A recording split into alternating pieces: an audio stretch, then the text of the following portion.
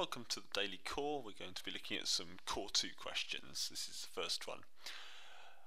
I'm looking at this log equation and I'm noticing that I've got an addition here between the logs. That means I could use the multiplication law. And I've got a subtraction here, which means I could use the division law.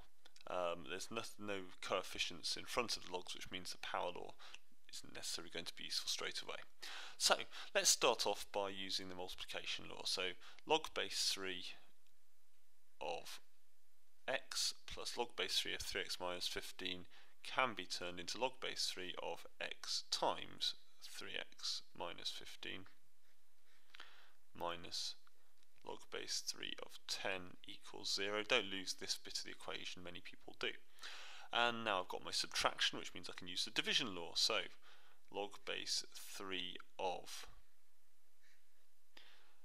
and I'm going to multiply this out here, 3x squared minus 15x, all divided by 10 equals 0. Now, I've got it down to one log, so I can use the definition of logs, which means that 3x squared minus 15x over 10 must be equal to 3 to the power 0, which is 1. Which means I can multiply to get 3x squared minus 15x equals 10, and 3x squared minus 15x minus 10 equals 0. And I've got a quadratic there. And the first thing I'm going to do is look to see if it can be factorised, and I have to say it's not looking particularly good, so I'm just going to go straight to the discriminant, b squared minus 4ac, and that's going to be minus 15 squared minus 4 times 3 times minus 10, so that's 225 plus 120, which is 345, which I have to say doesn't look like a square number to me, which is why this is not going to be a particularly pretty answer. So I'm just going to stick it all straight into the formula. So x equals minus b, so minus 15 plus or minus the square root of the number we just worked out, all over 2 times a, which is 15 plus or minus square root of 345 all over 6. And I'll stick that into my calculator to get an answer. So 15 plus the square root of 5. So one of my two answers is 5.596, and the other answer is the rather delicious minus 0.596. There we go. Okay. Question 2. A circle question. Line AB forms the diameter of a circle C, and I'm given the coordinates of A and B. So first of all, I'm just going to draw a little sketch of that. So I like my sketches to bear some resemblance to reality. 7, 5 is going to be somewhere, say, over here. And 5 minus 2 is going to be somewhere down here. So that's our diameter of a circle, and that means the circle itself must be something like this. So we need the centre first. So the centre is the midpoint. So that is 7 plus 5 over 2 and 5 plus minus 2 over 2. 7 plus 5 is 12, 12 over 2 is 6, 5 plus minus 2 is 3, 3 over 2, well 3 over 2 is fine, or 1.5. So that's the centre. Now for the radius.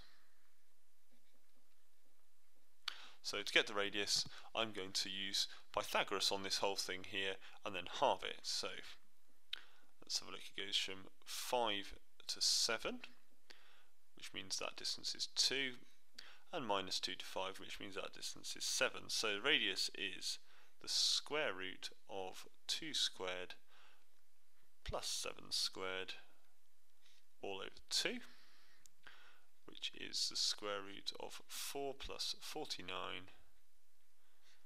all over 2. So that is the square root of 53 over 2, and we'll leave that. Seems to be a fairly reasonable form there. Right, write down the equation of the circle. So this equation of a circle comes in this form: x minus a squared plus y minus b squared equals r squared. Nice and straightforward. So we've got x minus 6 squared plus y minus 3 over 2 squared is equal to root 53 over 2 squared, which we could simplify to 53 over 4 if we wanted to. Okay, and the last one, differentiate y equals 3x cubed plus 2x minus 5.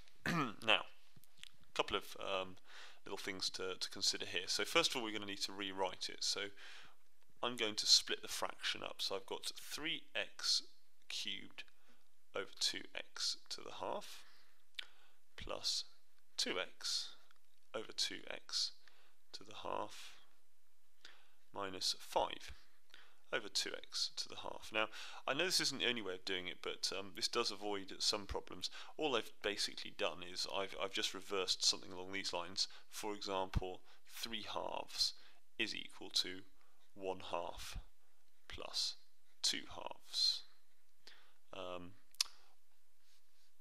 which is 1 plus 2 over 2. So you can see that, you know, this if you like here looks a bit like this. I've got a couple of things on the top and one on the bottom, and that's the same as splitting the two things off separately like this.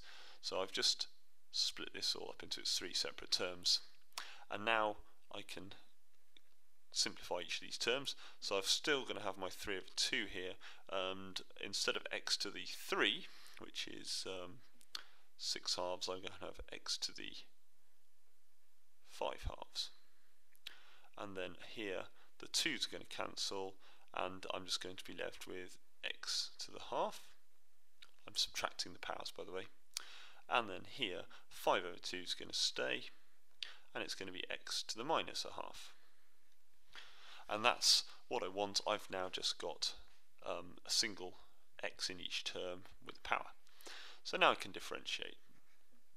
dy by dx equals 3 over 2 times 5 over 2 x, and I take away 1, which means it's going to be x to the 3 over 2 plus a half x to the minus a half minus 5 over 2 times minus a half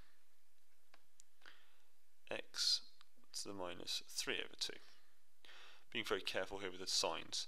So let's tidy this up. 3 times 5, so dy by dx equals 3 times 5 is 15 over 4 x to the 3 over 2 plus a half x to the minus a half plus 5 over 4 x to the minus 3 over 2.